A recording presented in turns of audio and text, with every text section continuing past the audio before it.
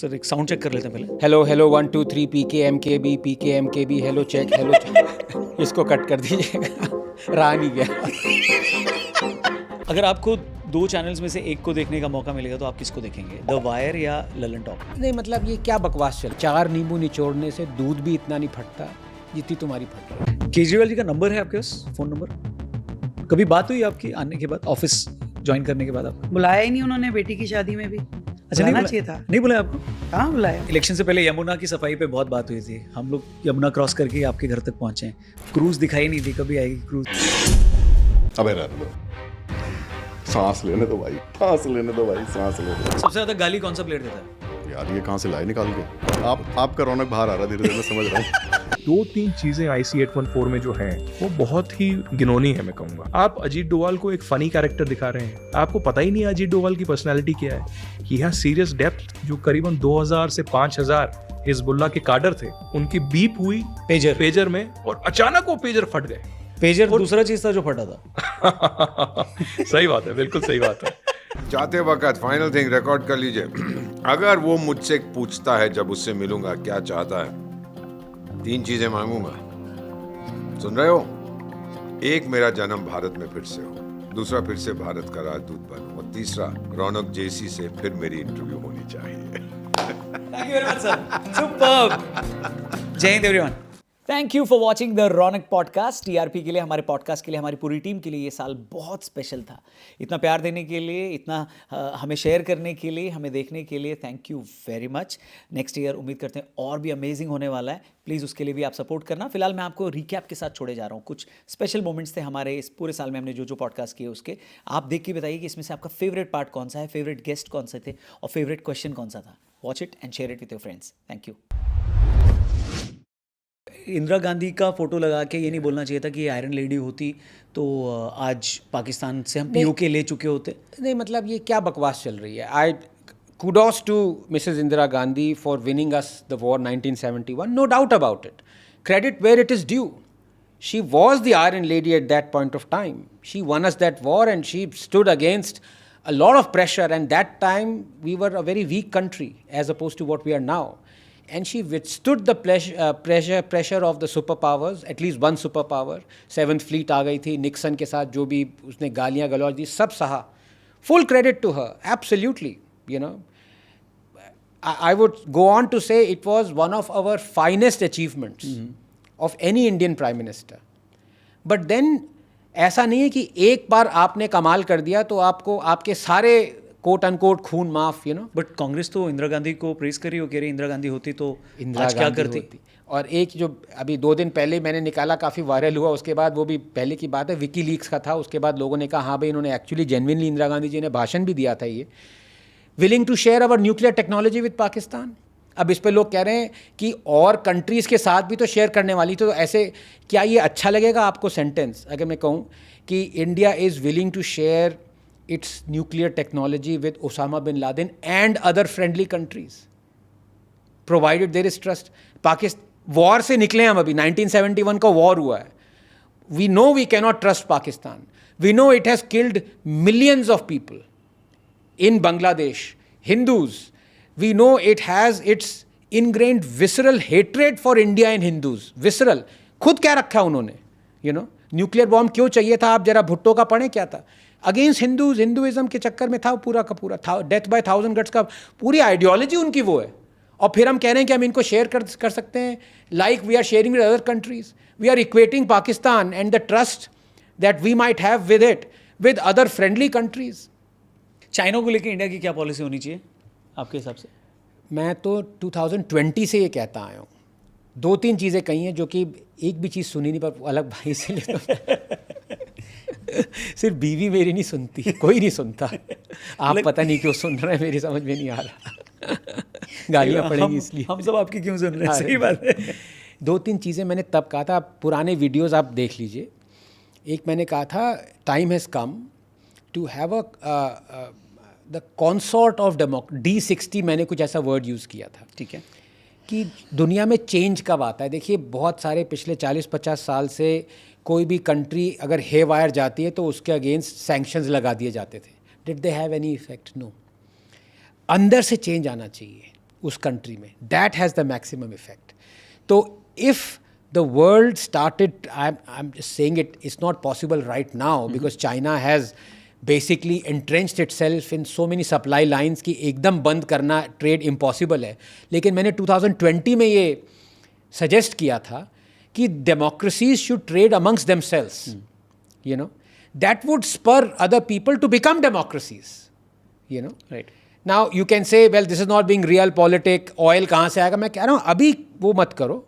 अभी आप you work towards it for the betterment of the world, for the betterment of the Chinese, for the betterment of the North Koreans, जो आप कहते रहते हो कि उनकी कोई गलती नहीं है, तो सुधारो ना फिर उनका देश. अगर आप चाइना के साथ ट्रेड करते ही रहोगे डिक्टेटरशिप के साथ, तो कैसे चाइना के जो नॉर्मल लोग हैं उनको फ्रीडम कब मिलेगी? नहीं मिलेगी. You will have buffoons like Zakaria, जो कि अमेरिकन कमेंटेटर है, फरीद जकारिया आई थिंक नाम है, जो कि उसको कह दिया है कि लिबरल अथॉरिटेरियनिज्म, ऐसा वर्ड, मतलब चाइना को कुशन करने के लिए एक नया वर्ड फ्रेज निकाल दिया उन्होंने. तो ये चलता रहेगा, ये नोटा की तरह जैसे वही है, लेसर इविल ग्रेटर इविल, इसमें ही हम फंसते चलते रह जाएंगे. तो मैंने 2020 में ये कहा था. उसके बाद जब कोविड हुआ 2020 में हुआ, मैंने कहा we should cut off all. मैंने इनफैक्ट ये एनालॉजी दी थी कि पुलवामा में हमारे जवान सेक्रीफाइस किए पाकिस्तान के साथ, हमने सारा ट्रेड ज़ीरो कर दिया ऑलमोस्ट. अभी भी ज़ीरो नहीं है बाय द वे, पर MFN हटा दिया, सब हटा दिया. चाइना ने हमारे सोल्जर्स को, जवानों को शहीद किया 2000 गलवान में. हमारा ट्रेड बढ़ता ही चला जा रहा है. तो ये डाइकोटमी, ये हिपोक्रेसी है, इसको हटाओ. Has China paid for the sins it committed during Covid? पूरी वर्ल्ड इकोनॉमी को ध्वस्त कर दिया. इंडिया में कितने लोग मरे, कितने लोग, व्हाट हैज चाइना पेड? अब आप उसको लेसर इविल कह के कह सकते हो कि भाई सप्लाई लाइंस में एंट्रेंच्ड है, धीरे धीरे होगा, बट चाइना तो निकल गया ना. जबकि गवर्नमेंट के थिंक टैंक्स ने ये कहा है कि more than 80% of what we source from China can be source cheaper from a third country. मैं कह रहा हूँ शुरुआत तो करो, लेकिन यहाँ तो उल्टी गंगा बह रही है. कौन सी कंट्री है जो आपको लगता है कि इंडिया की क्लियर कट एनिमी है, जो कि इस कॉन्फ्लिक्ट के बाद क्लियर हो गया है? देखिए, पाकिस्तान तो ऑब्वियसली वो तो है ही है, मतलब स्टार्टिंग पॉइंट ही वो है. चाइना का मुझे एक्चुअली बहुत सारी चीज़ों में ऐसा लगता है कि ट्रांजैक्शनल है, सो चाइना का इट्स एज दे से इनस्क्रूटेबल, पता लगाना बड़ा मुश्किल है. They respect a power, a big power. Election से पहले यमुना की सफाई पे बहुत बात हुई थी. हम लोग यमुना क्रॉस करके आपके घर तक पहुंचे हैं. क्रूज दिखाई नहीं थी. कभी आएगी क्रूज यमुना में? देखिए, क्रूज भी आएगा, यमुना भी साफ होगी. कितना चैलेंजिंग है यमुना साफ करना? ये ऑफ कोर्स बहुत बड़ा चैलेंज है. क्यों? क्योंकि किसी ने यमुना सफाई को उस सीरियसनेस के साथ किया नहीं ना. उन्हें मालूम नहीं है यमुना सफाई क्या है. मैं आपको बताती हूँ यमुना सफाई क्या है. यमुना सफाई दिल्ली में बह रहे 200 नाले, बड़े बड़े नाले, जो कि सीधा अपनी सीवेज के साथ में जाके यमुना जी में गिर जाते हैं. और यमुना जी में जब 200 नाले गिरेंगे, जिसमें आपका इंडस्ट्रियल वेस्ट भी है, जिसमें आपका सीवेज भी है, जिसमें आपका सिल्ट भी है, सब कुछ है उसमें, तो यमुना में वो जो गिर रहा है जी. तो यमुना कोई झाड़ू से साफ होने वाली नहीं है. यमुना तब साफ होगी जब पूरे के पूरे वो हर नाले को टैप किया जाएगा जी. हर नाले को साफ किया जाएगा. साफ करने के बाद वो पानी यमुना में छोड़ा जाएगा. तो ये एक बड़ी प्रक्रिया है. पिछली सरकारों ने, माफ कीजिएगा, उस दिशा में कुछ किया ही नहीं. हमने आने के बाद में पूरा एक्सपर्ट्स के साथ बैठ के उसका पूरा लेआउट प्लान बना के क्या क्या करना होगा, एक एक स्टेप को समझा और उसको शुरू किया. हमने जितने पुराने STPs थे, सीवेज ट्रीटमेंट प्लांट, 38 थे, DPCC की गाइडलाइन पे वो काम ही नहीं कर रहे थे. सबके रिवाइवल के लिए टेंडर लगाए. जिस नाले को डिसेंट्रलाइज STP के माध्यम से साफ करने की आवश्यकता थी, 40 डिसेंट्रलाइज STP का टेंडर हमने आने के बाद किया. उसको 4000 करोड़ की लागत से वो हुआ. हमें आधी मदद केंद्र ने भी दी. फिर उसके बाद में हमने सभी नालों की टैपिंग का पूरा प्लान बनाया है. हर चीज जो यमुना के रिवाइवल के लिए जरूरी है, वहां से वेस्ट, जो यमुना फ्लड से वेस्ट हटाना था, यमुना फ्लड को डेवलप करना था, हर काम चल रहा है. और लगातार इस काम के चलते चलते आपको यमुना भी साफ दिखाई देने लगेगी, उस पे क्रूज भी दिखाई देंगे, उसके घाट भी दिखाई देंगे और यमुना पे छठ आरती भी दिखाई देगी। ठीक है मैम, कूड़े का पहाड़ एक बहुत मेजर प्रॉब्लम है, स्पेशली दिल्ली वालों के लिए तो है ही, पर दिल्ली की इमेज के लिए वो और प्रॉब्लम है। जब भी कोई बाहर से आता है तो वो थोड़े टाइम के लिए समझ नहीं पाता कि ये रियल पहाड़ है। आपने कूड़े का देखे हैं कूड़े के पहाड़? मैम आपको बताऊं, सरप्राइजिंगली मैंने उस पहाड़ पे एज एक कैंपेन उस पे मैंने क्लाइम किया है। ओह, एक माउंटेनियर, बहुत फेमस माउंटेनियर थे, यंग लड़का था, उसके साथ मिलके just to give a message कि हम बाहर नहीं जा सकते, छुट्टी नहीं मिलती तो हम कूड़े का पहाड़ क्लाइम करते हैं। दिल्ली वहां की में हालत बहुत खराब थी, 3 दिन तक मैं खाना नहीं खा पाया, ऐसी हालत थी वहां पे। तो अभी क्या Yes, प्लान है of आपका? course, देखो वो कूड़े का पहाड़ है तो आप वहां की स्थिति में ऐसा तो नहीं कह सकते कि वहां कोई पिकनिक स्पॉट है। बिल्कुल। कूड़े के 3 पहाड़ दिल्ली में और उनकी हाइट थी लगभग 65 से 70 मीटर की। आज हमारी सरकार ने लगातार इस पे काम करते हुए लगभग आधी हाइट, यानी कोई 30 मीटर पे है, कोई 25 मीटर पे है, और पीरियोडिकली उसको हम वॉच कर रहे हैं कितना मीट्रिक टन कूड़ा रोजाना जी। उसमें डिस्पोज होता है, उसको वॉच किया जाता है। डेली की रिपोर्ट हम लेते हैं और पूरा टारगेट के साथ। हम ऐसे नहीं कि 11-12 साल होने के बाद भी, मतलब 11 साल पहले भी वो कह रहे थे कूड़े के पहाड़ खत्म कर देंगे, जाते हुए भी बोल के गए, पर जो काम जिस स्पीड में हमने आने के बाद शुरू किया, आज उसका बहुत बड़ा रिजल्ट दिख रहा है।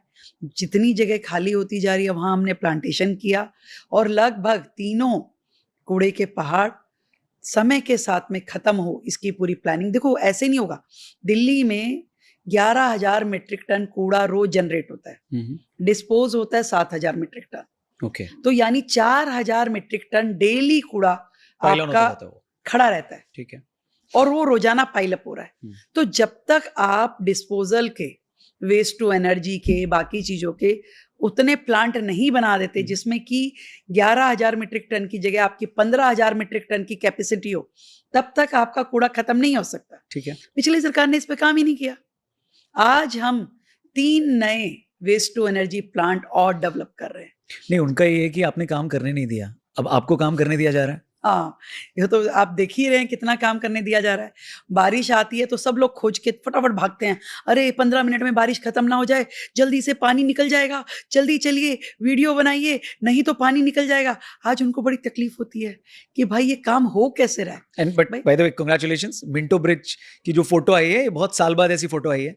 So, फोटो बधाई हो। तो वो आती थी जो पेपर में छपती थी फ्रंट पेज पे, मिंटो ब्रिज पे बस डूब गई, इतनी सी बस दिखाई देती थी। तो कैसे किया मैम आपने लोग? देखिए, हर समस्या का समाधान है, बशर्ते कि आप उस पर शिद्दत के साथ लगे।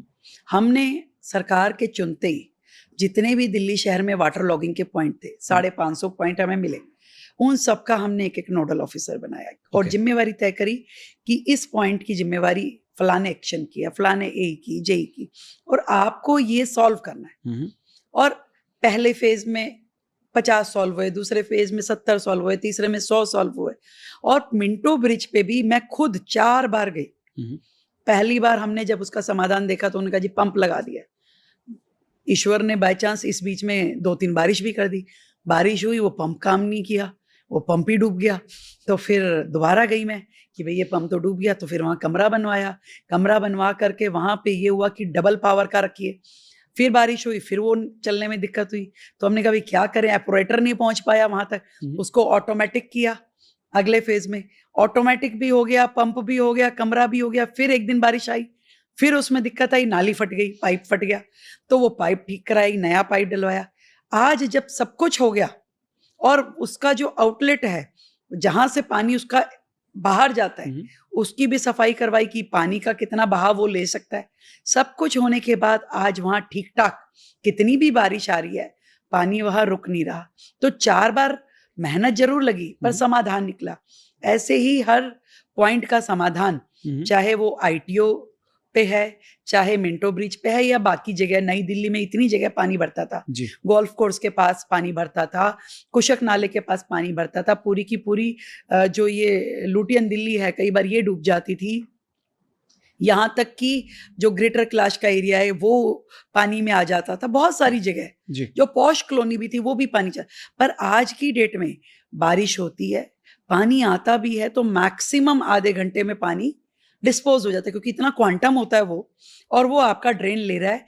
नालों की सफाई हमने करवाई, हर चीज को टाइम बाउंड तरीके से काम, और धीरे धीरे 550 के 550 पॉइंट का वाटर लॉगिंग खत्म हो, इस पे हम काम कर रहे हैं। और मुझे लगता है कि इसमें बहुत बेहतर होने वाला है।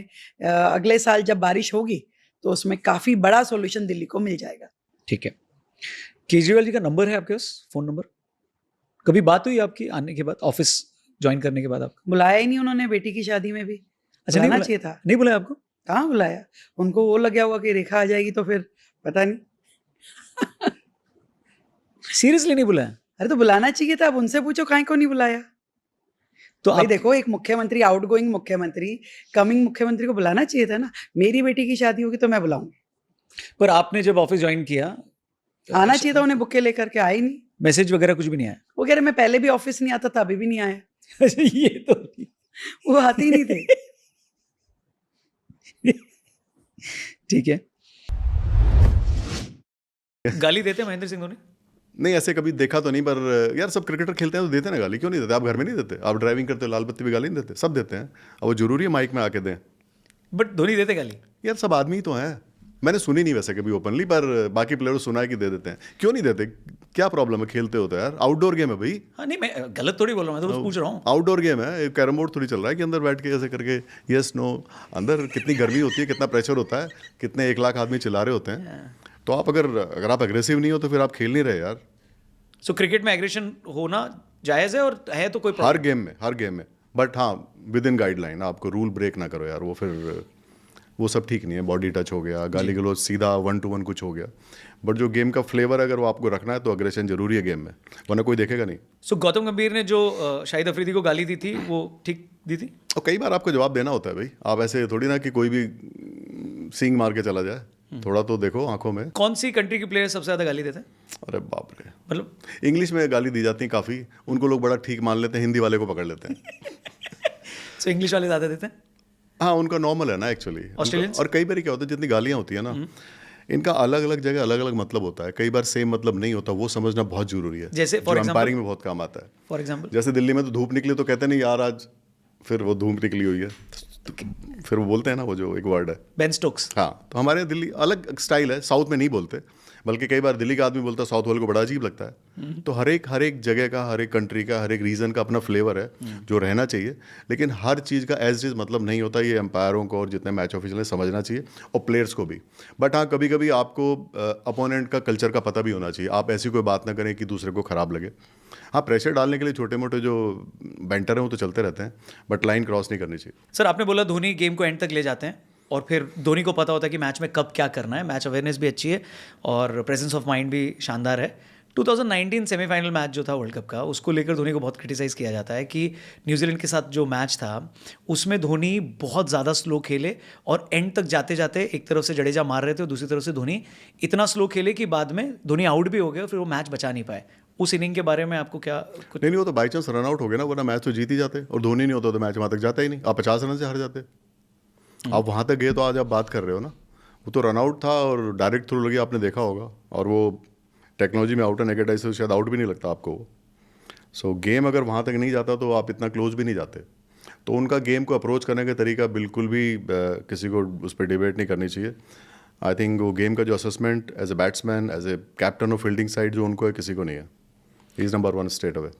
क्योंकि कई सारी ऐसी आसान गेंदें थी, लोग इसकी ना रीलें काट काट के डालते हैं कि वो जब वो आसान गेंदें छोड़ रहे थे, उसको मार नहीं रहे थे, तो जो बॉलर था वो खुद हैरान था कि इसको धोनी ने क्यों नहीं मारा, ये तो बहुत अच्छे से मार सकता था। किसी भी मैच को, किसी भी इवेंट को पोस्टमार्टम करना बहुत ही आसान है। क्या पता उस बॉल पे मारने जाते पहले ही आउट हो जाते, फिर लोग कहते 4 ओवर बच गया, यार इतनी जल्दी क्या थी। पोस्टमार्टम सबसे आसान काम है। धोनी के फैन लग रहे हो आप मेरे को ऐसा। फैन की बात नहीं, जो क्रिकेट आप भी तो समझते हो, देखो ना आप, फैन वाली कहाँ बात है? नहीं, क्योंकि मैं इसलिए बोल रहा हूँ क्योंकि आपने जैसे इस पॉइंट पे अपना एक जस्टिफिकेशन दिया, अपना एक ओपिनियन दिया। कुछ लोग हैं जिनके पास अपना ओपिनियन है इस पे, तो वो क्रिटिकली एनालाइज करते हैं धोनी को। यार ऐसे बहुत सारे लोग हैं जो पोना पोना मैच खेले हैं, वो बहुत कमेंट्स करते हैं, मुझे उनसे बड़ी चिढ़ है। मेरे को दो तरह के लोग पसंद है, जो क्रिकेट खेले हैं ठीक से, और या जो बिल्कुल नहीं खेले। जो बिल्कुल नहीं खेले वो भी ठीक है, ये जो पोना मैच खेलते हैं ना, पोना आधा, ये बहुत तंग करते हैं, सब वही लोग हैं। मुझे अच्छे लगते हैं जो क्रिकेट बिल्कुल नहीं खेले, क्योंकि वो ठीक बात करते हैं, या क्रिकेट खेले हैं ठीक से। ये जो ऐसे वाले हैं ना, ऐसे लगाए और आगे, उनकी फ्रस्ट्रेशन ही खत्म नहीं होती यार। वो तो किसी को भी नहीं छोड़ते, वो तो भगवान को भी ना छोड़ें, उसका कोई इलाज नहीं है। कोई नाम ऐसे याद आता है पौना छोड़ो, प्लेयर? रहने दो। गाइस आप बताओ यार, किस पौने आधे वो तो मीम बना के आप ही लोग डाल दोगे, फोटो लगा लगा के, और मैंने किसी का नाम नहीं लिया भाई। पौना प्लेयर, ठीक है। किसी बड़े खिलाड़ी ने कभी आपको आपके डिसीजन को दोबारा सोचने पे मजबूर किया है जब आप अंपायर थे? तो कभी ऐसा कुछ हुआ? मतलब किस सेंस में? वो डीआरएस तो ले ही लेते हैं आजकल, तो कभी कभी गलती हो जाती है, तो डीआरएस में आ जाता है सामने। रिटायरमेंट पहले कौन लेगा, विराट कोहली या बाबर आजम? बाबर आजम पाकिस्तान वाले, वो रिटायरमेंट लेके एक घंटे बाद फिर दोबारा खेलने लग जाए, उनका रिकॉर्ड निकालो, उनके बारे में क्या बात करनी यार। उनका रिटायरमेंट आप सीरियसली लेते हो क्या? आप उनकी हिस्ट्री देखो, अभी रिटायर हुए 2 घंटे बाद, 2 हफ्ते बाद फिर आ जाते, फिर खेल रहा हूँ जी मैं तो मैं क्या बोलूँ, मेरा शायद बोलना ठीक नहीं है। मैच के बाद कभी आप प्लेयर्स से जब बात करते हैं तो आप उनको बोलते हैं कि यार ये शॉट ऐसे क्यों खेला, इसको ऐसे खेलना चाहिए था, या तूने उसमें अपील क्यों नहीं करी, उसमें तो आउट था? हाँ, कई बार होता है, जैसे ना एक कुछ ऐसी अपील्स हैं जो बड़ी टेक्निकल हैं, जैसे ऑब्स्ट्रक्टिंग द फील्ड। कई बार प्लेयर को ही नहीं पता होता कि वो अपील कर सकता था, तो कई बार बाद में प्लेयर भी पूछते हैं कि सर वो करता था कि मैंने कहा तूने की नहीं, करता तो हम सोचते उसके ऊपर। और शॉट के बारे में तो अक्सर बात हो जाती है, मैच में भी हो जाती है। कभी कभी कोई इतना अच्छा शॉट मारता है कि आप, अरे मैंने देखा दूसरी टीम का कैप्टन आके बोलता है गुड शॉट यार, तो हम भी कह देंगे तो क्या है। बट उसका किसी आपके एम्पायरिंग से कोई मतलब नहीं होता, वो एकदम आपका, क्योंकि आप भी तो गेम का पार्ट हो ना। अब गेम इधर जा रहा है तो आप इधर थोड़ी जाओगे, आप भी उधर ही जाओगे ना जिधर गेम जा रहा है। कोई बुराई नहीं है उसमें, बात तो करनी चाहिए ना, टेप लगा के थोड़ी खड़े हो। सर मानकड़ जी के नाम पे बोल दिया, वो चैपल जी के नाम पे वो अंडर आर्म को चैपल क्यों नहीं बोलते? बॉल मैं तो बोल चुका हूँ एक बारी, ये तो बहुत भेदभाव है भाई। आपने हमारे वाले को तो नाम रख दिया, अपने वाले का भी रखो। और अभी तो सीरीज भी वही चल रही थी, तो मेरे को तो बड़ा याद आ रहा था। मैंने कहा अपने हिसाब से लोग काम कर लेते हैं, तो जैसे उनको रखा इनको भी रखो। जबकि वो सीधा सीधा रनआउट है भाई, रनआउट ही रहने दो ना, उसको क्यों नाम डाला? और ये सीधी सीधी अंडर आर्म बॉलिंग है, तो उसका नाम रखा तो इसका भी रख लो।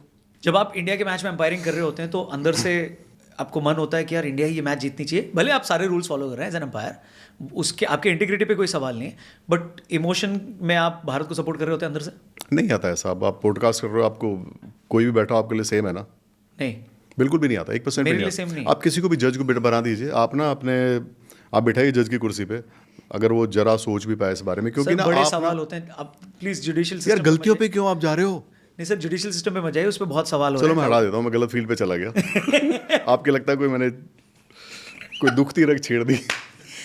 नहीं, लेकिन जो प्रोफेशनल होते हैं उनको कोई लेना देना नहीं होता इस काम से, कभी भी नहीं होता। क्योंकि कमेंटेटर जब होता है तो वो अपने टीम को सपोर्ट कर रहा होता है, उसमें वो इमोशन होते हैं, भले वो वर्ड्स राइट यूज करता है, बट एज एन अंपायर आप कह रहे हो आपको इम्पैक्ट नहीं कमेंट्री करता। में फ़र्क है, कमेंट्री में आप डायरेक्टली गेम में इन्वॉल्व नहीं हो, आप खाली जो हो रहा है वो बता रहे हो, उसमें इमोशंस आ सकते हैं। लेकिन मैच जब हो रहा है तो बिकॉज आपका छोटा सा भी इमोशन मैच को ख़राब कर सकता है, आता ही नहीं, आना भी नहीं चाहिए।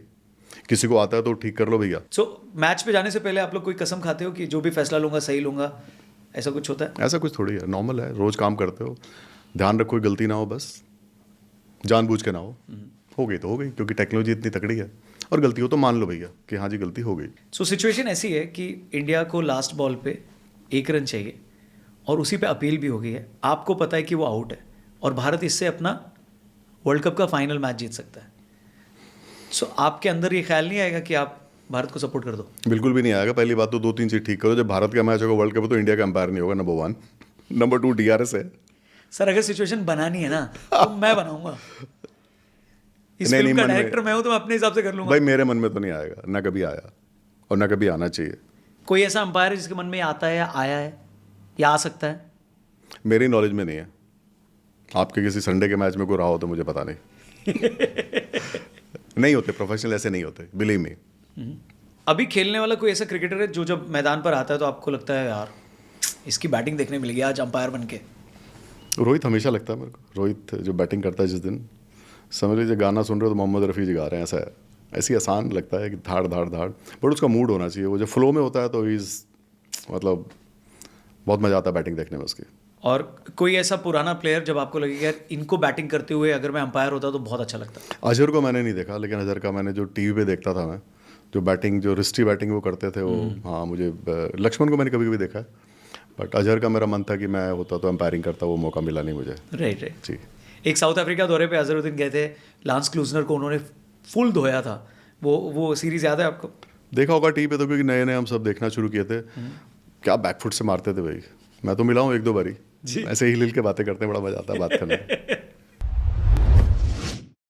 मैं आदित्य भाई आपसे अजीत डोभाल सर के बारे में जानना चाहूँगा, कैसी पर्सनालिटी है उनकी, क्या आपकी कभी उनसे मुलाकात हुई है, क्या बात हुई उनसे कभी? जी, डोभाल साहब से सबसे पहले मेरी मुलाकात 15 साल पहले हुई, हाँ, और तब मुझे कोई ऐसा आइडिया नहीं था कि वो NSA बनेंगे। ठीक है। और मैं टाइम्स नाउ में उस वक्त लगभग काम करता था, और मैंने उनका इंटरव्यू किया। यहाँ विवेकानंदा इंटरनेशनल सेंटर है, थिंक टैंक है, और ऊपर में उनका कमरा था, बहुत ही किताबों में विलीन पूरी तरीके से। तो मैंने उनका इंटरव्यू किया और मैं वहाँ से निकल गया। अगर NSA मुझे पता होता वो बनने वाले हैं, मैं तो हेलो हाय उनके साथ रखता थोड़ा बहुत कि पता होना चाहिए, क्योंकि मैं नेशनल सिक्योरिटी भी कवर करता हूँ इसलिए। तो उसके बाद उनको NSA बनाया गया, तो मुझे कोई ऐसा मौका नहीं मिला। हालांकि कुछ ऐसे होते थे इवेंट्स जहाँ पर हम मुलाकात करते थे, लेकिन मेरे एक दोस्त ने उनसे मुलाकात करवाई कश्मीर के संदर्भ में। वो कुछ जानकारी लेना चाहते थे, और मेरे को बहुत ही इंटरेस्टिंग पर्सनालिटी लगी, क्योंकि मैं अपने प्रोफेशन में खासकर IPS और IFS ऑफिसर्स को डेली मिलता हूँ। चाहे मिलता हूँ, फ़ोन पे बात होती है, व्हाट्सएप इंटरेक्शन होती है, डेली बेसिस पे होती है। राइट। लेकिन इनकी पर्सनालिटी एकदम हटकर थी। जो डेप्थ डोभाल साहब में दिखती है, जो अंडरस्टैंडिंग, एक्सपीरियंस, वो उनके चेहरे पर निखर के आता है। अभी हाल ही में मैं उनको मिला था हैदराबाद हाउस में। मोदी जी ने मुझे इनवाइट किया था, मलेशिया के प्राइम मिनिस्टर आए थे उन लंच पे। तो दूर से ही उन्होंने मुझे देखा और पहले से ही उन्होंने हाथ जो है आगे बढ़ाया कि आप आइए और मिलिए। तो बहुत ही डेप्थ है, अंडरस्टैंडिंग है, और इश्यूज को समझने वाले इंसान है। मैं आपको कुछ एग्जांपल्स दूंगा। जी। दिल्ली में दंगे होते हैं, things are out of hand पूरी तरीके से, और बोलते हैं सरकार से कौन करेगा, पुलिस विफल है, कोई कुछ नहीं कर पा रहा है। Mister Doval is the only one who goes inside, who is among the Muslim community and says कोई कुछ नहीं होगा। शाम को, रात को जाते हैं, मिडनाइट जाते हैं और कहते हैं कोई कुछ नहीं होगा, सब पीसफुली रहेंगे, कोई कुछ नहीं होगा। ये उनका करिश्मा है। 370 हटता है। 370 जब हट रहा था, उसकी भी एक कहानी है जो मैं नहीं बता सकता, क्लासिफाइड है, लेकिन डोभाल साहब इमीडिएटली 370 के बाद कश्मीर जाते हैं। I think the same day in the afternoon he took a 2 PM और 3 PM flight and he went to Kashmir.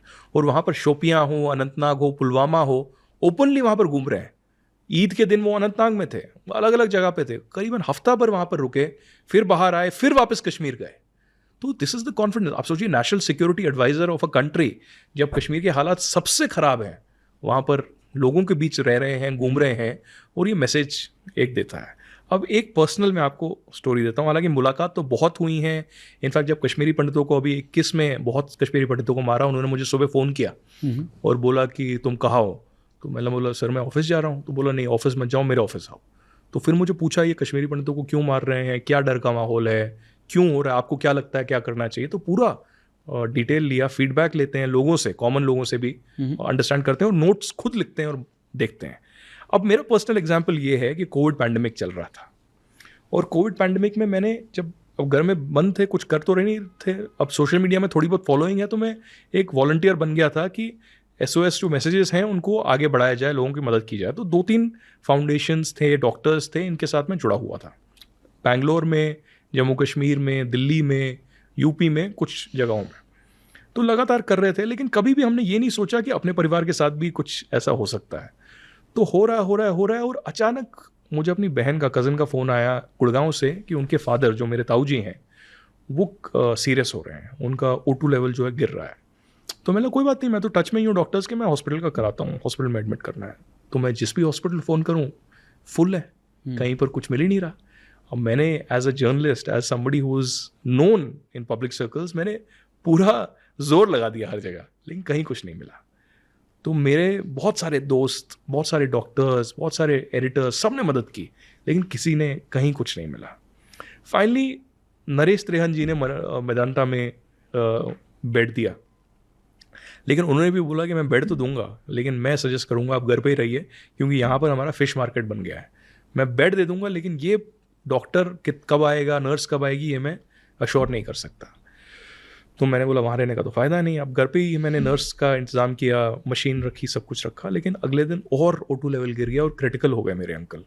और लिटरली मैं वीडियो कॉल पे घर में कैद था, गुड़गांव भी नहीं जा पा रहा था, मैं रो रहा था कि मैं क्या करूं। और 7 बजे मुझे NSA के सेक्रेटरी का फ़ोन आता है, तो बोला कि हमें कहीं से पता चला कि आपके अंकल जो हैं क्रिटिकल हैं। तो मैंने हाँ। बोला रुकिए, ये डोवाल साहब बात करेंगे। तो बोला आदित्य तुमने मुझे क्यों नहीं बताया? तो मैंने बोला सर मैं मतलब वैसे तो फेवर नहीं लेता, लेकिन आपको कैसे बताता मैं, मतलब ये तो मुझे स्ट्राइक भी नहीं किया। तो बोले कि नहीं आदित्य, ये कौन है कॉल? तो मैंने बोला ऐसे सुरेंद्र कॉल आप ही के अंडर काम करते थे कुछ साल पहले। तो बोला अच्छा ये वो सुरेंद्र हैं, आपने को बताना चाहिए था मुझे। तो मैंने बोला नहीं सर, मतलब ऐसे मैं फेवर कैसे ले सकता था। बोला नहीं रुकिए, क्या है सच में? मैंने बोला क्रिटिकल है, एम्बुलेंस नहीं मिल रही, हॉस्पिटल नहीं मिल रहा। तो बोला रुकिए। तो ITBP के हेड को फ़ोन किया, बोला जल्दी से इनको ग्रेटर नोएडा जो है अस्पताल शिफ्ट कीजिए। उसके बाद एक और प्रॉब्लम, एम्बुलेंस ना मिले। थैंकफुली मैंने एम्बुलेंस की, आप सोचिए एम्बुलेंस वाले ने गुड़गांव से नोएडा आने के लिए 25,000 रुपये लिए, हमने दिए उसको 25,000 रुपये, और ITBP के हॉस्पिटल में वो रहे। Thanks to NSA Shri Ajit Doval और thanks to the government of India कि मेरे अंकल आज जिंदा हैं। ही इज़ अराउंड 77-78, बट 2 हफ्ते वो ITBP हॉस्पिटल में अकेले रहे, क्योंकि हम जा भी नहीं सकते थे, और उनकी वजह से ये बचे हैं। उसके कई महीनों के बाद मैं उनको मिला और उनको ऐसे हाथ जोड़े और बोला कि पर्सनल लेवल पे आपको थैंक्स करना चाहता हूँ कि आपने मदद की। तो बोला नहीं ये तो परमम धर्म। तो बोला ये तो धर्म है, ये तो करना था मुझे। कनाडा में जो किलिंग्स हुई हैं, जो लोग मरे हैं जो एंटी इंडिया एक्टिविटीज़ में थे, और कनाडा का जो इल्ज़ाम है कि इंडिया की एजेंसीज़ ने इनको मरवाया है, ये कितना सच है? क्या ऐसा हो सकता है? अगर हुआ है तो गवर्नमेंट रिस्पॉन्सिबिलिटी क्यों नहीं लेती है?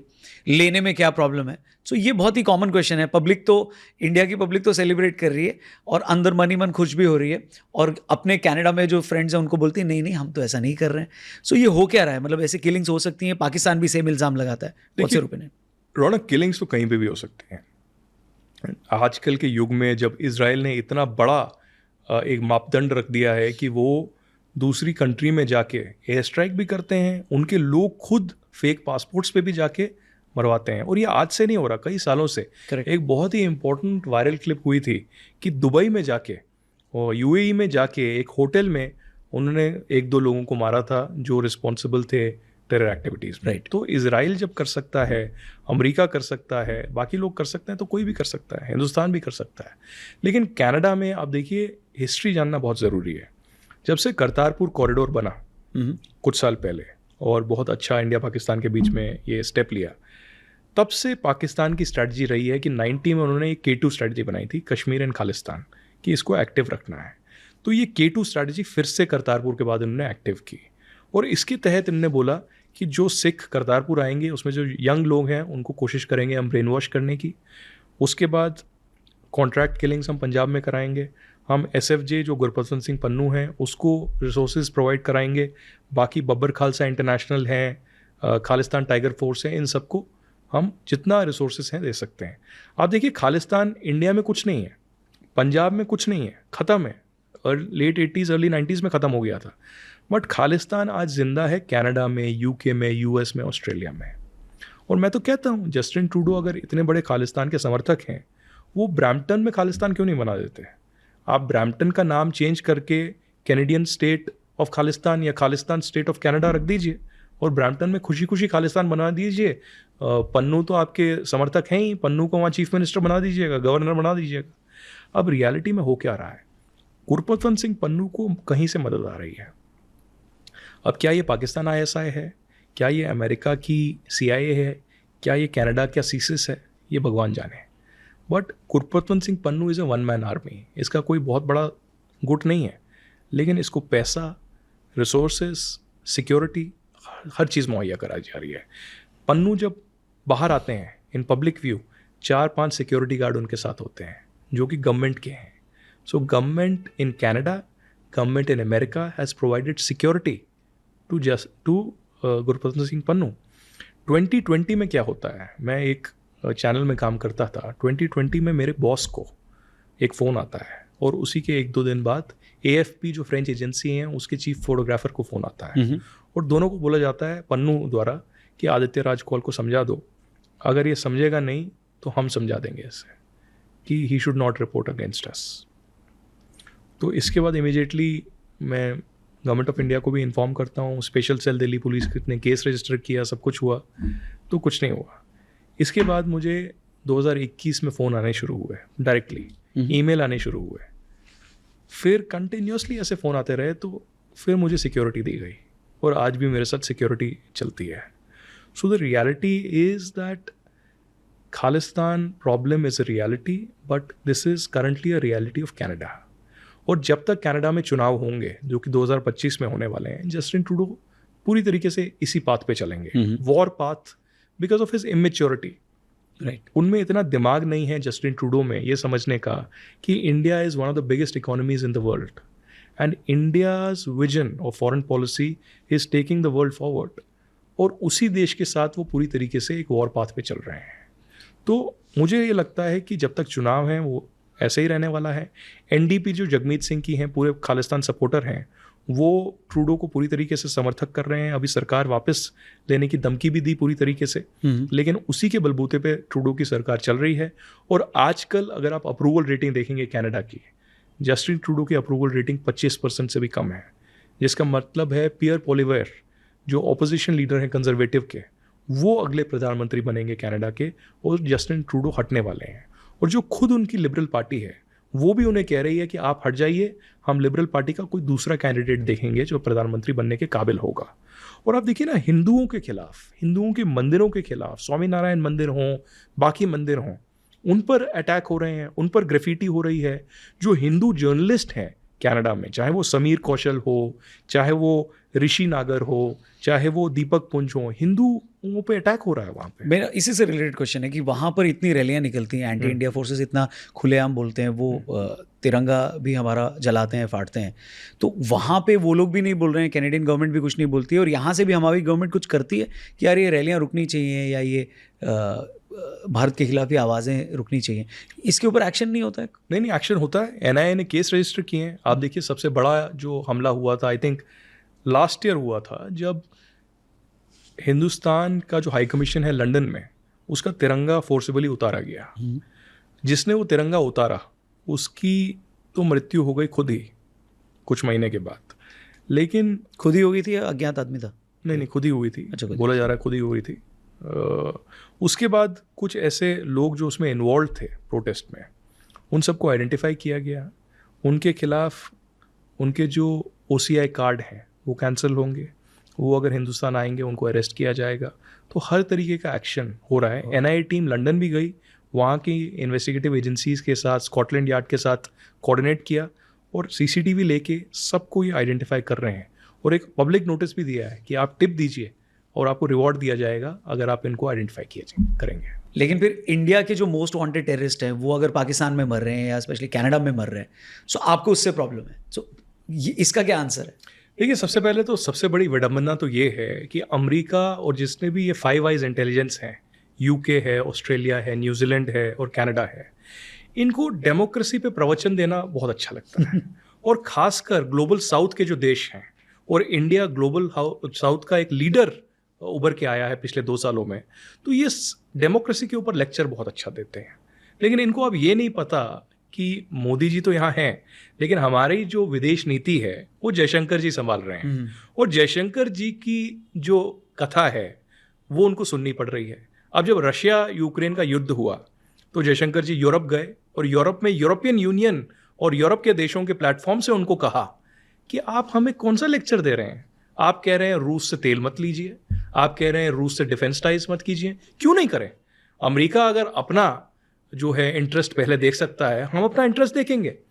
हिंदुस्तान की पहली प्रायोरिटी हिंदुस्तानी लोग हैं.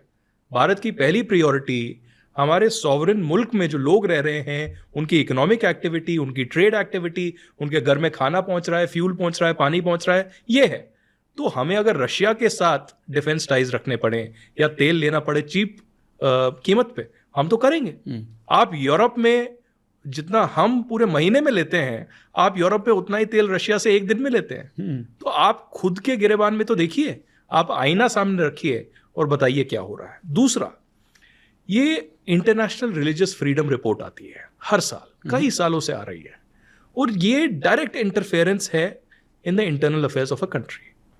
और ये रिलीजियस रिपोर्ट कहाँ से आती है? अमेरिका से। ये कौन करवाता है? US state department. क्यों करवाता है? दुनिया को दिखाने वाले कि अमेरिका तो एकदम ही इक्वालिटी में बिलीव करता है, सब धर्म साथ में चलते हैं, कोई रेसिज्म नहीं है, कुछ नहीं है। लेकिन भारत में, दुनिया के बाकी देशों में, ग्लोबल साउथ में, साउथ एशिया में, साउथ ईस्ट एशिया में तो बहुत प्रॉब्लम हो रही है, त्राही त्राही। हिंदुस्तान में मुसलमानों को मारा जा रहा है, क्रिश्चियंस को मारा जा रहा है, सिखों के पास जो है हक नहीं है। अरे भाई, जहां पर भी दुनिया में डेमोक्रेसी है, कुछ इंसिडेंट्स ऐसे होते हैं जो गलत हैं, लेकिन India has democratic means, India has democratic mechanisms. India has a robust judiciary to deal with any of such circumstances, any allegations, or any such crimes that are taking place, be it against a Muslim or a Hindu or a Christian or a Sikh. Right. But आप America का बताइए ना, जो Trump और Harris अभी debate हो रहा है, ट्रंप पर 2 जानलेवा हमले हो गए। इससे पहले जो पूरा एंटिफा मूवमेंट चला, जो ब्लैक लाइव्स मैटर भी मूवमेंट चला, आप जो काले लोग हैं या ब्राउन लोग हैं उनके खिलाफ आप जो है डिस्क्रिमिनेशन करते हैं, उस पर आप क्या बोलेंगे? जो अमेरिका के पुलिस वाले हैं, वो आप ब्लैक हैं तो आपको अलग ट्रीट करेंगे, आप वाइट हैं तो आपको अलग ट्रीट करेंगे। ये तो ओपन रेसिज्म है। आप इंडिया से आते हैं, साउथ एशिया से आते हैं, तो आपको बुरी निगाह से, दूसरी निगाह से देखा जाएगा, आप पर अटैक्स जो है ज्यादा होंगे। ये क्यों नहीं बताते आप दूसरे देशों को? और जब आपको 9/11 के बाद पता चला, आपको तो कई सालों से हिंदुस्तान कह रहा था कि आतंकवादी जो देश है पाकिस्तान है, इसके खिलाफ आप कदम उठाइए, हम विक्टिम्स ऑफ टेररिज्म हैं कश्मीर में, आप कुछ करिए। उस वक्त आप कह रहे थे no we can have talks between India and Pakistan, US will facilitate that. लेकिन आपने एक्शन नहीं लिया। 9/11 में आप जो है एक्टिव हुए पूरी तरीके से। जब 9/11 हुआ, 3000 लोग मारे गए, वर्ल्ड ट्रेड सेंटर पे जो हमला हुआ आतंकवादियों द्वारा, अलकायदा द्वारा, तब आपको रियलाइज हुआ कि हाँ, आतंकवाद तो, ये हिंदुस्तान तो सही कह रहा था। और उसके बाद आपने कुछ मेजर्स लिए, लेकिन कंटिन्यूअसली उसके बाद भी आप सुधरे नहीं। आपने अफगानिस्तान में कब्जा तो कर लिया पूरी तरीके से, लेकिन 2011 में देखिए क्या किया अमेरिका ने। कितनी एम्बैरेसमेंट दुनिया भर के सामने अमेरिका को हुई कि अमेरिका के एयरफोर्स के जहाज भाग निकले काबुल के एयरपोर्ट से, हामिद करजा एयरपोर्ट से, और लोग तंग रहे थे। और जिन अफगानियों को अमेरिका ने यूज किया कई सालों तक, ट्रांसलेटर्स, इंटेलिजेंस के लिए, बाकी चीजों के लिए, उनको फेंक दिया। उनको बोला जाओ मरो, अमेरिका का कोई लेना देना नहीं है आपसे। कितना बड़ा विश्वासघात किया। जो वियतनाम की तस्वीर थी अमेरिका की, कि वियतनाम की महिला सोल्जर्स गन लेके अमेरिकन सोल्जर्स को ऐसे चला रही थी खेतों और फॉरेस्ट में कई सालों, दशकों पहले, वो भी उतना एम्बैरेसिंग नहीं था जितना ज्यादा एम्बैरेसिंग काबुल में 20 साल तक आपने कब्जा किया और अफगानियों को छोड़ दिया। तालिबान को बोला जाओ मारो इनको, हमें कोई लेना देना नहीं है। और आज आप फिर से तालिबान की पैसे देकर मदद कर रहे हैं पूरी तरीके से। तो अब रियलिटी ये है कि आप पाकिस्तान में घुसते हैं अबोताबाद में और ओसामा बिन लादेन को मारते हैं। आप इराक में घुसते हैं केमिकल वॉरफेयर के द्वारा और वहां पर सदाम हुसैन को मारते हैं। आप सीरिया में घुसते हैं, आप कई ऐसे देशों में एयर स्ट्राइक्स करते हैं पूरी तरीके से। लेकिन अब जब हरदीप सिंह निज्जर को जो है, मुझे नहीं पता किसने मारा, गैंगलैंड वायलेंस होगी, लॉरेंस बिश्नोई होगा, कोई और होगा, मारा हरदीप सिंह निज्जर को गुरुद्वारा। वहीं एक और सिख थे रिपुदमन सिंह मलिक, उनको भी मारा। लेकिन ये तो खालिस्तानी थे ना, इन पर तो आपके पास एविडेंस थी कि ये टेरर एक्टिविटीज कर रहे थे, ब्रिटिश कोलंबिया में आर्म्स ट्रेनिंग कर रहे थे, इनके पास इलीगल हथियार थे। कौन मुहैया कर रहा था? क्यों आपने एक्शन नहीं लिया? आरसीएमपी के पर्सन ऑफ इंटरेस्ट अगर ये थे, आपने एक्शन क्यों नहीं लिया? आपने इनको एसेट क्यों बना दिया अपना? और ये कैसी नीति, दोगलापन कनाडा का है कि आप दुनिया को प्रवचन देते हैं डेमोक्रेसी के ऊपर, रूल्स बेस्ड ऑर्डर के ऊपर, एक इंटरनेशनल फ्रेमवर्क के अंडर आप काम करिए, ये बोलते हैं आप हिंदुस्तान को, चाइना को, ग्लोबल साउथ को। लेकिन जब आपको खुद कैनेडियन आतंकवादी अमेरिकन टेररिस्ट के खिलाफ एक्शन लेना होता है, आप कोई एक्शन नहीं लेते। गुरपतवंत सिंह पन्नू वही दरिंदा है, वही आतंकवादी है जिसने मुझे थ्रेटन किया, जिसने प्रधानमंत्री मोदी को थ्रेटन किया, अजीत डोवाल एनएसए को थ्रेटन किया, foreign minister Jaishankar, home minister Amit Shah को थ्रेटन किया। राइट। लेकिन कोई एक्शन नहीं लिया जाता। अब देखिए संजय कुमार वर्मा हमारे हाई कमिश्नर थे, उन पर आप अटैक कर, बहुत ही सज्जन पुरुष है, कोई उनका मतलब मुझे नहीं लगता उन्होंने मक्खी भी कभी उन्होंने मारी होगी। बहुत ही सज्जन पुरुष है, बहुत ही हाई कैलिबर इंटेलिजेंट डिप्लोमैट है। उन पर आप एलिगेशन लगा रहे हैं कि उन्होंने असैसिनेशन करवाई हैं, एक्सटॉर्शन करवाया। भाई Hindustan, India is one of the biggest economies in the world. हमें कनाडा में तुच्छापन करके जिनकी इकोनॉमी डूबी पड़ी है, वहां पर एक्सटॉर्शन करने की जरूरत नहीं है। So the question is that why is this double standards and hypocrisy? You know, you are trying to set up a narrative against India, and for decades this is being done. Right. You know, ये 80s में भी हुआ है। वहाँ पर कुछ सिखों ने प्रदर्शन किया यूके में, यूके गवर्नमेंट के पुश से कई देशों पहले। उस वक्त हिंदुस्तान ने 80s में भी बोला, you know, या तो आप ट्रेड टाइज हमारे साथ करिए या तो आप ये प्रदर्शन करवाइए, क्योंकि हम ट्रेड टाइज खत्म कर देंगे। वही कनाडा के साथ हमने किया। वी आर रेडी, आप ट्रेड टाइज बंद कीजिए, यहां से कोई हिंदुस्तानी कनाडा नहीं जाएगा, कोई एक्शन नहीं लेगा। लेकिन you have to take a call, either you call India democratic strategic partner और you call terrorist a partner. तो आपको ये चूज करना पड़ेगा पूरी तरीके से। Was the UN ever fair to India? What do they call in South Sudan? UN stood for unnecessary. Oh wow.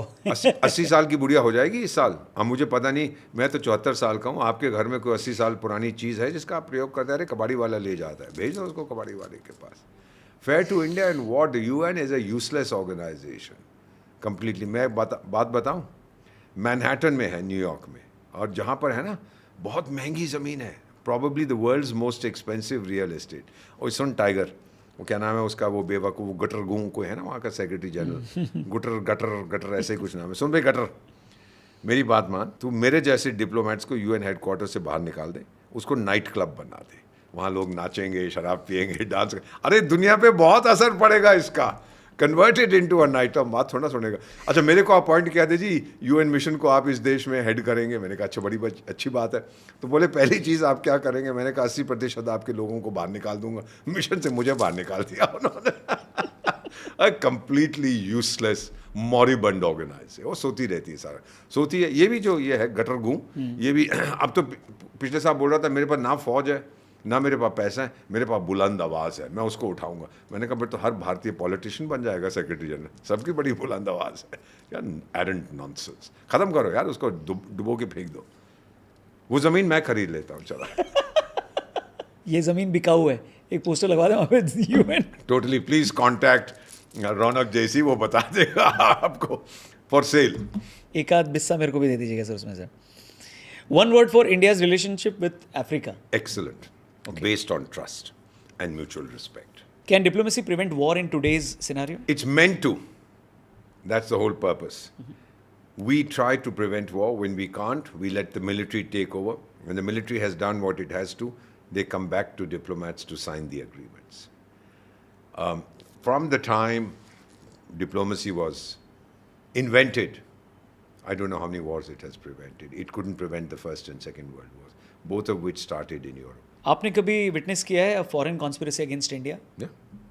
Tried to see people working overtime to undermine our interests.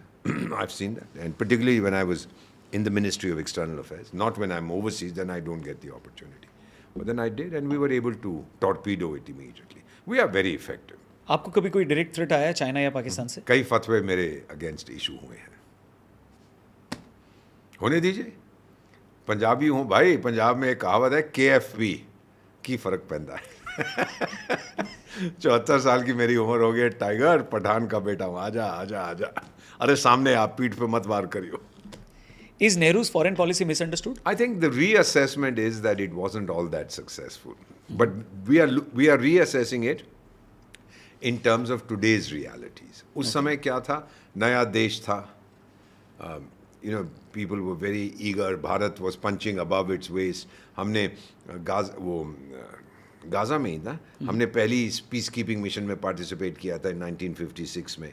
तो we had this reputation that India is a peace loving country, तो वो शांति शांति शांति के नाम में कुछ हम खुद ही we got so carried away by what we were saying, Hindi Chini भाई भाई and all that nonsense.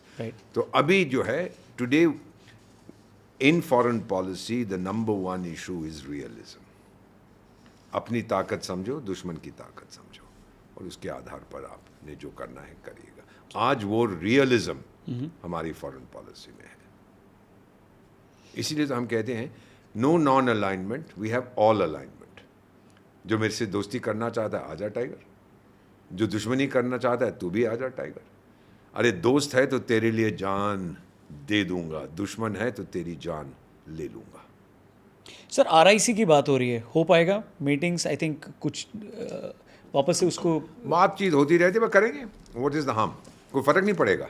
But China उसमें पार्टिसिपेट चाइना करेगा? आएगा, रूस आएगा, भारत आएगा, मीटिंग हो जाएगी, चाय पियेंगे, समोसे खाएंगे और चले जाएंगे। It's good to show the rest of the world that we can be together. Correct, इसका एक डेमोन्स्ट्रेशन इफेक्ट कि भाई ठीक है हमारी चाइना के साथ समस्याएं हैं, लेकिन अभी भी हम रूस और चीन इकट्ठे बैठ के आपको चुनौती दे सकते हैं, जैसे हम ब्रिक्स को बढ़ा रहे थे और G20 को बढ़ा रहे हैं, etcetera etcetera. This is just to say that there is an alternative to the waste.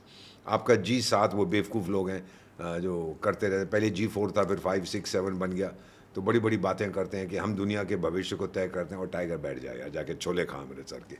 एक टाइम था जब 70% दुनिया की आर्थिक ताकत आप लोगों के पास थी, आज 30% भी नहीं है। Now it's the, may I put it that it is the decline of the west and the rise of the rest.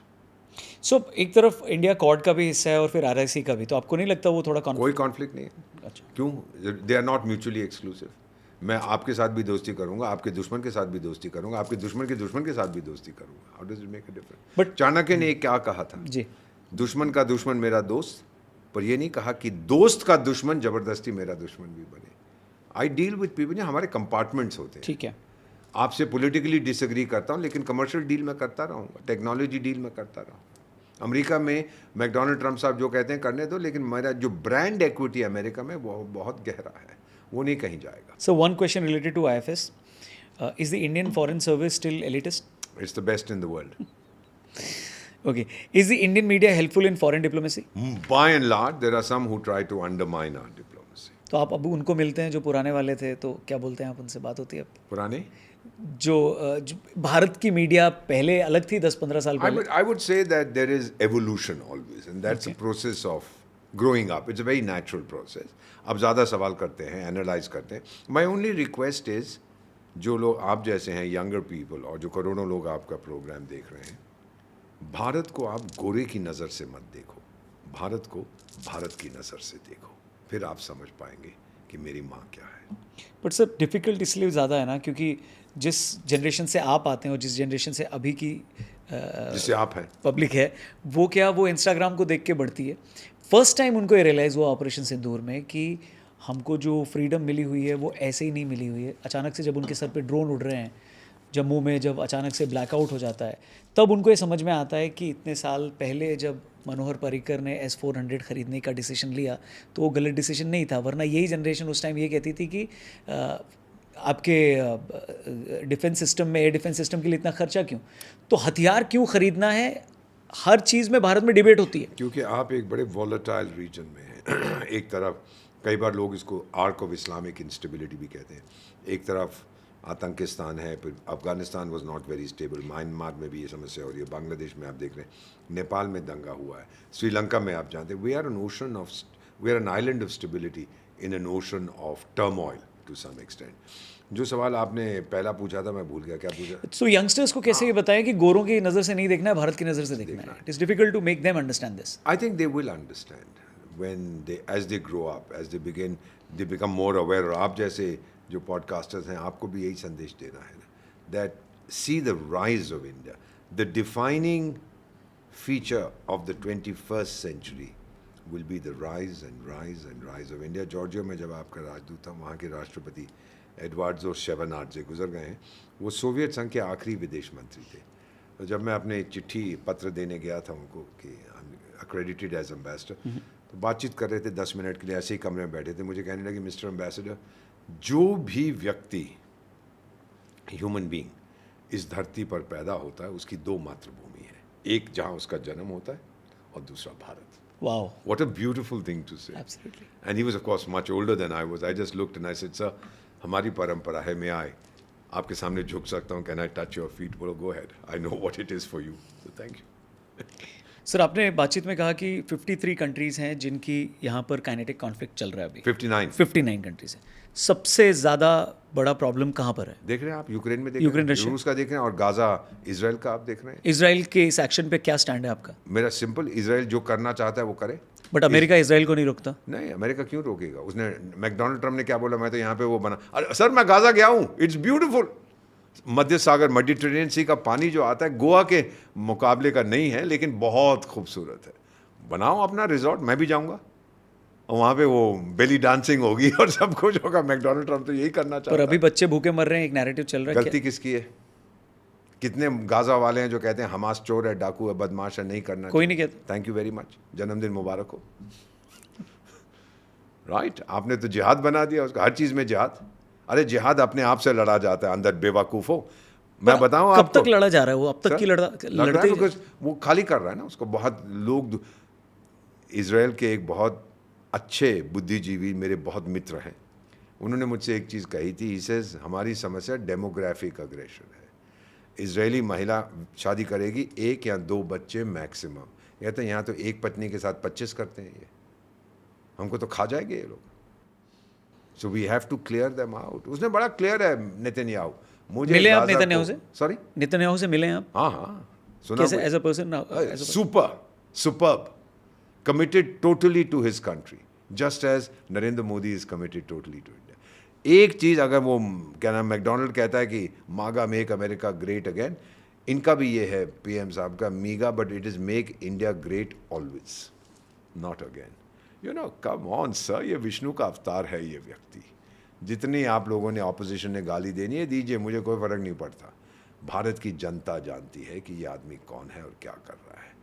और जो यात्रा निकालता है, चलिए पॉलिटिकली नहीं करना चाहिए वो आप कल सुबह तक बहस करिए। किसी को फर्क पड़ता है साउथ अफ्रीका में कि इंडियन पार्लियामेंट में क्या डिस्कशन हो रही है? किसी को फर्क पड़ता है अर्जेंटीना में? कोई फर्क नहीं पड़ता। बस सबको ये, मैं अमेरिका से वापस आ रहा हूँ, ये अभी पिछले साल अक्टूबर नवंबर में 2 बजे का फ्लाइट है एयर इंडिया का। तो वो क्योंकि मैं हाथ में, क्षमा कीजिए, ये सारी चीज़ें पहनता हूँ ना, तो वो जो क्या होता है, मेटल डिटेक्टर वो तो एक young American officer, black American, 30 साल का होगा, कहता है सर मशीन कर रही है और यहाँ भी आप पहनते हैं, I have to pat you down. फिर कहता है ये क्या है, ये क्या है, ये क्या है, ये मैं बता रहा था। फिर मुझे पूछा आप कौन से देश से हैं? तो मैंने कहा officer I am an ambassador, Bharat का राजदूत हूँ। Oh sir, are you a Hindu? अब उसको अंग्रेजी को ज़्यादा तो आती। I said yes I am a Hindu, you are the good guys, I won't search you sir, जाइए। ओह, अब इससे बड़ी चीज और क्या हो? मैं क्या कहता हूँ उसको, नो सर्च मी। और नाम मैंने सर उससे शाहरुख पूछा। खान को तो इतना सर्च करते हैं। देखिए, क्योंकि नाम, ओके, दैट्स द आंसर। अगर मैं पूछना नहीं चाहता था कि अगर मैं मुसलमान होता तो क्या करता, I didn't want to ask him. क्यों कहूँ मैंने? उसने बोला Hindus are the good guys, जाइए। प्रेसिडेंट एपीजे अब्दुल कलाम की भी तलाशी ली थी। अब बेवकूफ़ नहीं है। और इस्लाम की छवि को 9/11 ने ख़त्म कर दिया है। 9/11 से पहले इतनी सख्ती नहीं थी। जो आपने अमेरिका पे हमला किया और जिहाद उसको घोषित कर दिया। बेवकूफ़ों, आप लोगों ने इस्लाम का नाम लिया और इस्लाम को ही बर्बाद कर दिया। क्या पाकिस्तानी आवाम बेवकूफ़ है क्या, या नहीं? नहीं, मैं आपको एक चीज़ बताऊं, उनके पास और कोई तरीका नहीं है, या ऑप्शन नहीं है? कोई option। ये जो आप लोग चीन के साथ दोस्ती करें, भाई आप पाकिस्तानी आवाम आपसे पूछा चीन का आपका सिमिलैरिटी क्या है? वो अभी तक तो Islamic People's Republic of China बना नहीं है। वो इस्लाम से नफरत करता है। सुनिए, नफरत करता है आपसे, क्योंकि आप बड़े ही इस्लामिक बने फिरते हैं। इस्लामिक दुनिया का शहंशाह कौन है? भी पाकिस्तान कहता है मेरे पास न्यूक्लियर बॉम्ब है तो मैं हूं। सऊदी अरेबिया कहता है चुप, झापड़ मारूंगा, दोनों मस्जिदें तो मेरे पास है, मैं हूं, पैसा भी मेरे पास है। तुर्की कहता है अबे चुप करो दोनों, मेरे पास देख कितनी, मैं नेटो का मेंबर हूं, मैं हूं। ईरान कहता है टाइगर मुझे भूल गए, मैं भी बहुत शक्तिशाली हूं, लीडर तो मैं हूं। तो अब आपस में लीडर ही कोई तय करेगा तो फिर क्या होगा इस धर्म का? बेसिक इशू जो मैं पाकिस्तानी आवाम को एक संदेश देना चाहता हूँ, चीन आपका दोस्त नहीं है टाइगर। बेटा, जब हम विदेश सेवा में जाते हैं ना, पहली चीज़ सीखते हैं श्वार्ज़ेनबर्ग प्रिंसिपल। ठीक है। फीलिक्स श्वार्ज़नबर्ग ऑस्ट्रिया के विदेश मंत्री होते थे 19वीं शताब्दी के मध्य में। उसमें ऑस्ट्रो हंगेरियन एम्पायर होता था, बहुत बड़ा हैब्सबर्ग एम्पायर, यूरोप का सबसे बड़ा था। तो ये जब मजियार लोग थे हंगेरियन, ये ठोक रहे थे उनके शहनशाह को। और उस समय 19वीं शताब्दी में जितने ये शहनशाह थे यूरोप में, वो सब चाचा, ताया, भतीजा, दामाद, ससुर, वो सब आपस में कोई इसका बहनोई है, कोई ये है, कोई वो, आपस में रिश्तेदार थे। अब जब उनकी पिटाई हो रही थी तो ऑस्ट्रिया हंगेरियन एम्पायर के शहनशाह ने रूस के ज़ार को बोला, ओ यार टाइगर मेरी मदद करिए, मजियार मुझे बड़ा ठोक रहे हैं। तो फिर उसने अपनी फ़ौज भेजी, उन्होंने मजियारों को ठोक दिया। तो लोगों ने फिर फीलिक्स श्वार्ज़नबर्ग से कहा, देख भाई रूस ने तेरी मदद की है, अब तो आप हमेशा के लिए रूस के आभारी रहेंगे। और फिर इसने एक जवाब दिया जो हम पहली चीज़ सीखते हैं। उसने कहा, दुनिया चकित हो जाएगी देखकर कि ऑस्ट्रिया कितना एहसान फरामोश है। We will surprise the world with our ingratitude. Gratitude नाम की कोई चीज़ नहीं होती इंटरनेशनल। ये पहली चीज़ हम सीख। तो अगर आप सोच रहे हैं कि चीन की जो चमचागिरी आप करते हैं, ओ हमारा खुदा है, हमारा भगवान है, अब बलोचिस्तान में आप जानते हैं मिनरल्स आपके सारे बलोचिस्तान में, अब 1 ट्रिलियन 2 ट्रिलियन 10 ट्रिलियन किसको क्या मालूम क्या, लेकिन सोना है, गैस है, कॉपर है। वहाँ पर ऑलरेडी कनेडियंस माइनिंग शुरू कर दिए, चाइनीज़ ने।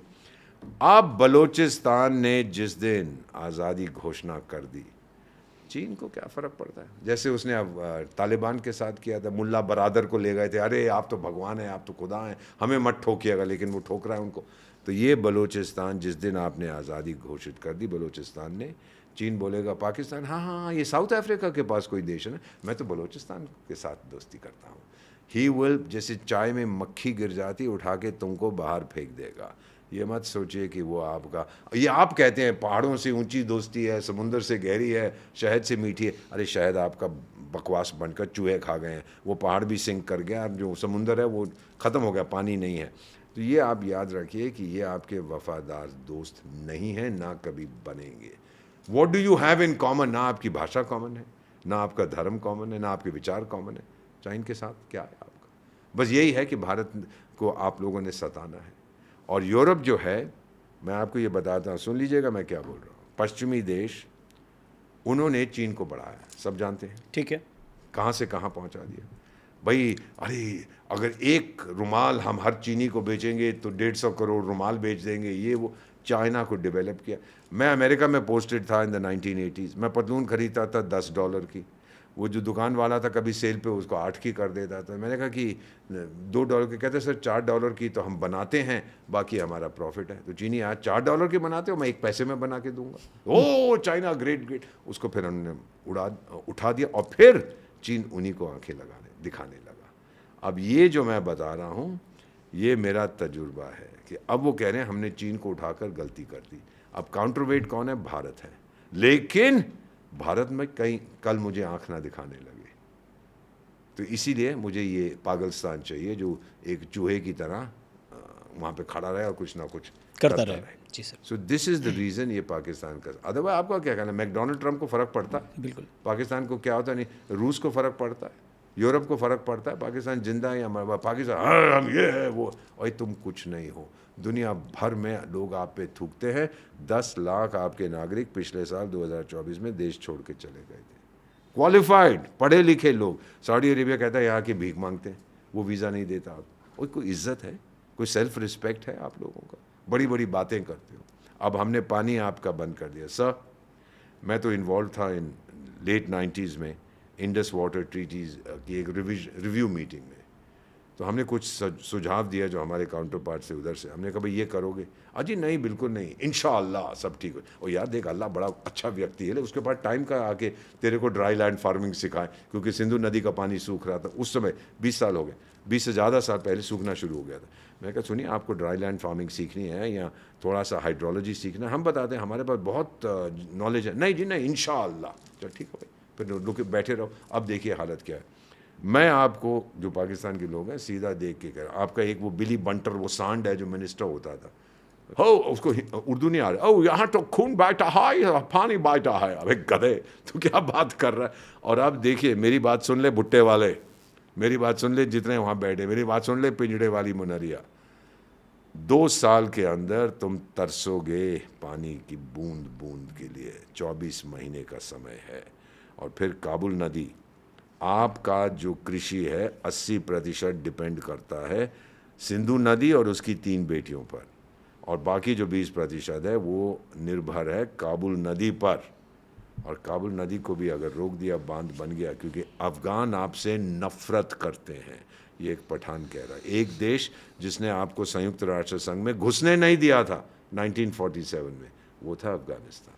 तो लोग यहाँ कह रहे थे, जो आपके एक्सपर्ट्स हैं ना कमीने, कि ओ जी अब तो तालिबान आ गया, भारत को बहुत खतरा है। क्यों भाई?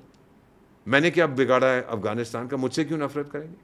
उसने मेरा क्या बिगाड़ा है? कुछ भी नहीं। आजकल तो मेरा दोस्त बन गया वो। बिल्कुल इंटरनेशनल अफेयर्स में ऐसी चीज़ें कहना सही नहीं होता, क्योंकि हालात बदलते रहते हैं, हमेशा बदलते हैं।